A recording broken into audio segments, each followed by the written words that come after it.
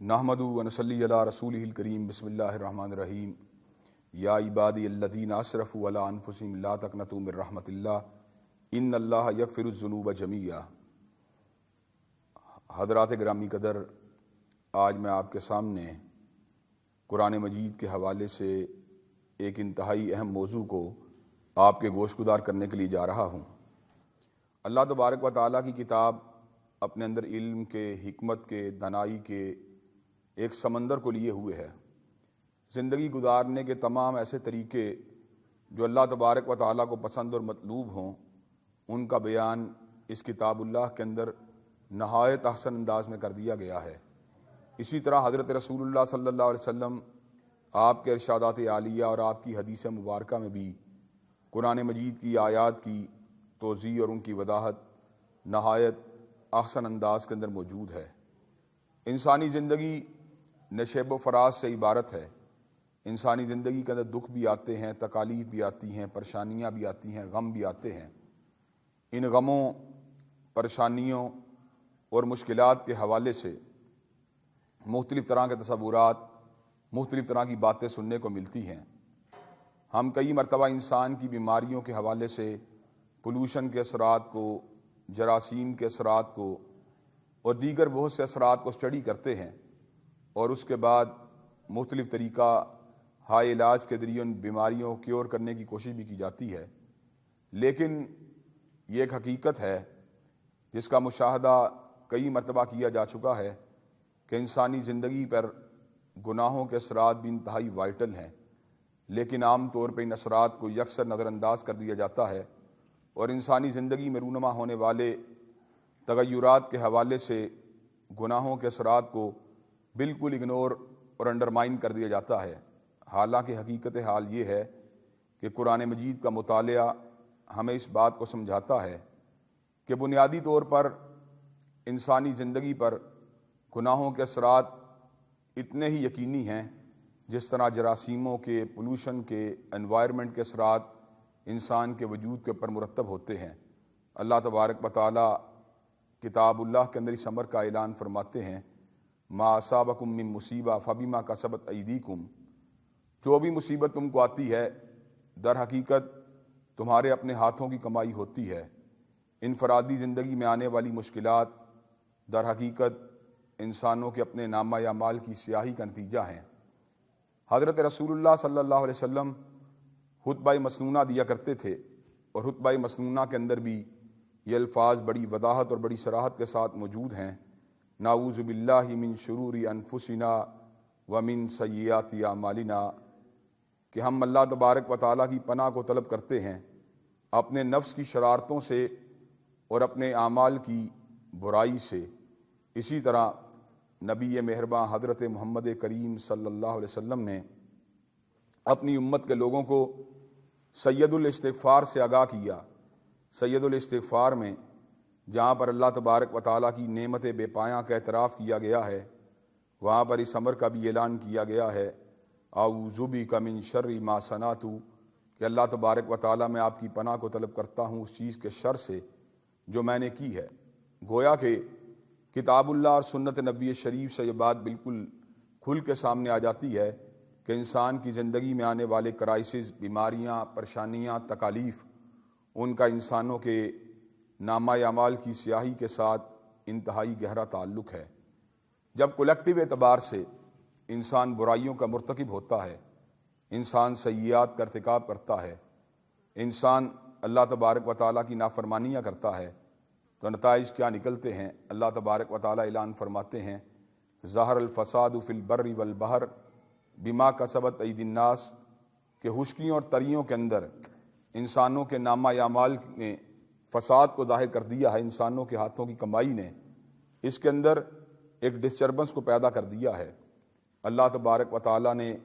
کلام حمید میں ایک بستی کا ذکر کیا جس کے پاس اللہ تبارک و تعالیٰ کی 3 نعمتیں موجود تھیں، امن بھی تھا، اطمینان بھی تھا، اور اللہ تبارک و تعالیٰ کی طرف سے ملنے والا رزق بھی تھا۔ لیکن جب انہوں نے اللہ تبارک و تعالیٰ کی نعمتوں کی ناشکری کی تو اللہ تبارک و تعالیٰ نے ان سے اپنی تمام نعمتوں کو چھین لیا۔ اللہ تبارک و تعالیٰ فرماتے ہیں ضرب اللہ مثلا قریۃ کانت آمنۃ مطمئنہ یأتیہا رزقها رغدا من کل مکان فکفرت بانعم اللہ فاذاقها اللہ لباس الجوع والخوف بما كانوا یصنعون۔ اللہ تبارک و تعالیٰ ایک بستی کی مثال دیتے ہیں جو کہ امن والی بھی تھی اور اطمینان والی بھی تھی۔ یأتیہا رزقها رغدا من کل مکان، اور ان کو ہر مقام سے، ہر جگہ سے ان کا رزق، ان کا کھانا پینا اور ان کی معیشت بافراغت حاصل ہو رہی تھی۔ فکفرت بانعم اللہ، انہوں نے اللہ تبارک و تعالیٰ کی نعمتوں کی ناشکری کی۔ فاذاقها اللہ لباس الجوع والخوف بما كانوا یصنعون، تو اللہ تبارک و تعالیٰ نے ان سے رزق کو چھین کر ان کے اوپر بھوک کو مسلط کر دیا، اور امن اور اطمینان کو چھین کر ان کے اوپر خوف کو مسلط کر دیا۔ اب اگر کوئی دنیا کا معاملہ ہو، دنیا کا قانون ہو جس کو انسان نے وائلیٹ کیا ہو، تو اس صورت کے اندر اس سے اسکیپ کرنے کے، اس کو کوپ کرنے کے کئی راستے ہو سکتے ہیں۔ کئی مرتبہ آپ قانون کو اپروچ کے ذریعے، انٹرسیشن کے ذریعے، سفارش کے ذریعے ہینڈل کرنے کی کوشش کرتے ہیں۔ کئی مقامات کے اوپر برائبری، اس کا بھی استعمال کر لیا جاتا ہے، اور کئی مقامات کے اوپر طاقت کا استعمال کرتے ہوئے بھی قانون کے اثر و نفوذ سے انسان بچ نکلتا ہے۔ گو کہ قانون بنیادی طور پر معاشرے کے اندر امن اور اعتدال کے قیام کے لیے ہوتا ہے۔ اللہ تبارک و تعالیٰ کلام حمید میں اس امر کا اعلان فرماتے ہیں، یا عبادی الذین اسرفوا علی انفسہم لا تقنطوا من رحمت اللہ ان اللہ یغفر الذنوب جمیعا۔ اے میرے بندو جو اپنی جانوں کے اوپر ظلم کر چکے ہو، میری رحمت سے نا امید نہیں ہونا۔ ان اللہ یغفر الذنوب جمیعا، بے شک اللہ تبارک و تعالی انسانوں کے جمی گناہوں کو معاف فرما دیتے ہیں۔ جب انسان توبہ کا طلبگار ہو جائے، جب انسان اللہ تبارک و تعالی سے استغفار اور بخشش کو طلب کرنا شروع کر دے، تو اللہ حکم الحاکمین اس کے بڑے بڑے گناہوں کو معاف فرما دیتے ہیں۔ اللہ تبارک و تعالی نے سورہ فرقان میں 3 کبیرہ گناہوں کا ذکر کیا۔ شرک اتنا بڑا گناہ کہ اللہ تبارک و تعالی خود اعلان فرماتے ہیں، ان الشرک لظلم عظیم، کہ ظلم تو بہت سے ہیں لیکن شرک انتہائی بڑا ظلم ہے۔ اور جہاں تک تعلق ہے اس کے بعد ایک اور کبیرہ گناہ یعنی قتل کی بات کا، تو قتل اتنا بڑا گناہ کہ انہ من قتل نفسا بغیر نفس او فساد فی الارض فکانما قتل الناس جمیعا، جس نے ایک انسان کو بغیر کسی جرم کے مارا ہے، گویا کہ اس نے پوری انسانیت کو مارا ہے۔ ومن احیاھا فکانما احیا الناس جمیعا، اور جس نے ایک کو زندہ کیا گویا کہ اس نے پوری انسانیت کو زندہ کیا ہے۔ اور جہاں تک تعلق ہے مومن کو قتل کرنے کی بات، مومن کو قتل کرنا اتنا بڑا جرم ہے کہ مالک کائنات اس امر کا اعلان فرماتے ہیں، ومن یقتل مؤمنا متعمدا فجزاؤہ جہنم خالدا فیہا وغضب اللہ علیہ ولعنہ وأعد لہ عذابا عظیما، جو کسی مومن کو جان بوجھ کر قتل کرے گا اس کا ٹھکانہ جہنم ہے، اس میں لمبا عرصہ قیام ہوگا۔ ولعنہ، اور اللہ تبارک و تعالیٰ کی، اللہ تعالیٰ غصہ ہوگا اور اللہ تبارک و تعالیٰ کی لعنتیں ہوں گی، اور اللہ تبارک و تعالیٰ نے ایسے شخص کے لیے بہت بڑے عذاب کو تیار کر دیا ہے۔ اسی طرح زنا بھی بہت بڑا گناہ ہے۔ المطر الرابع کی ایک روایت کے مطابق جو شخص ایک مرتبہ زنا کاری کا ارتکاب کر لیتا ہے، اللہ تبارک و تعالیٰ اس کی 60 برس کی نیکیوں کو ضائع فرما دیتے ہیں۔ حضرات گرامی قدر، لیکن ان تینوں کبیرہ گناہوں کا ذکر کرنے کے بعد اللہ تبارک و تعالیٰ سورہ فرقان کے اندر بڑا ہی خوبصورت اعلان فرماتے ہیں۔ اللہ تبارک و تعالیٰ فرماتے ہیں، الا من تاب وآمن وعمل عملا صالحا فاولئک یبدل اللہ سیئاتہم حسنات، مگر جو شرک، قتل اور زنا کے ارتکاب کے بعد توبہ کو لے کے آئے، ایمان کو لے کے آئے، عمل صالح کو لے کے آئے، اللہ تبارک و تعالیٰ اس کے گناہوں کو معاف ہی نہیں کرے گا، بلکہ گناہوں کو اللہ تبارک و تعالی نیکیوں کے ساتھ تبدیل فرما دیں گے۔ حضرات گرامی قدر، یہ کتنی بڑی بات ہے کہ اللہ تبارک و تعالی فقط توبہ کی برکت کے ساتھ، ایمان اور عمل صالح کی برکت کے ساتھ آپ کے گناہوں کے اوپر ان کو حرف غلط کی طرح مٹا ہی نہیں دیں گے، بلکہ اللہ تبارک و تعالی ان گناہوں کو نیکیوں کے ساتھ بھی تبدیل فرما دیں گے۔ حضرت رسول اللہ صلی اللہ علیہ وسلم کے عہد مبارک کا بھی واقعہ ہے۔ شبیبہ غامدیہ، ان سے برائی کا ارتکاب ہو جاتا ہے۔ برائی کے ارتکاب کے بعد ندامت، اللہ تبارک و تعالیٰ کے سامنے پیشی کا ایک احساس پیدا ہوا۔ اللہ تبارک و تعالیٰ کی بارگاہ میں آ کے رجوع کرتی ہیں، اللہ تبارک و تعالیٰ کی بارگاہ میں آ کر توبہ کی طلبگار ہو جاتی ہیں، اور اس کے بعد اس کیفیت کو لیے ہوئے بارگاہ رسالت مآب میں حاضر ہوئیں کہ اللہ کے نبی، میں نے خطا کا ارتکاب کر دیا ہے، مجھ پہ حد کو قائم کیا جائے۔ نبی مہرباں حضرت محمد کریم صلی اللہ علیہ وسلم ارشاد فرماتے ہیں، شبیبہ پلٹ جاؤ، اس وقت آنا جب یہ بات متعین ہو جائے کہ گناہوں کے اثرات تمہارے جسم کے اوپر مرتب ہوئے ہیں یا نہیں ہوئے۔ کچھ مہینے کے بعد بارگاہ رسالت مآب میں حاضر ہوئی کہ اللہ کے نبی، مجھے پاک کیا جائے۔ حضرت رسول اللہ صلی اللہ علیہ وسلم کے استفسار کے اوپر یہ بات بتلائی کہ حاملہ ہو چکی ہے۔ حضرت رسول اللہ صلی اللہ علیہ وسلم ارشاد فرماتے ہیں، شبیبہ پلٹ جاؤ، اس وقت آنا جب بچہ پیدا ہو جائے۔ کچھ مہینے کے بعد آتی ہے، بچے کو ہاتھ میں اٹھائے ہوئے ہے کہ اللہ کے نبی، اب تو مجھے پاک کر دیا جائے۔ ہم بھی گناہوں کا ارتکاب کرتے ہیں، صبح کرتے ہیں، شام کو بھول جاتے ہیں، شام کو ارتکاب کرتے ہیں، صبح کے وقت گناہ کو فراموش کر دیتے ہیں۔ لیکن یہاں پر کیفیت کیا ہے؟ کئی مہینے گزر چکے ہیں، لیکن شبیبہ گناہوں کے اثرات سے اپنے وجود کو ابھی تک آزاد نہیں کر سکی۔ ندامت، رجوع اللہ، اللہ کی طرف پلٹنے کا جذبہ، پرسش یوم حساب کا شدید احساس ابھی بھی شبیبہ کے دل اور دماغ کے اوپر چھایا ہوا ہے۔ بارگاہ رسالت مآب میں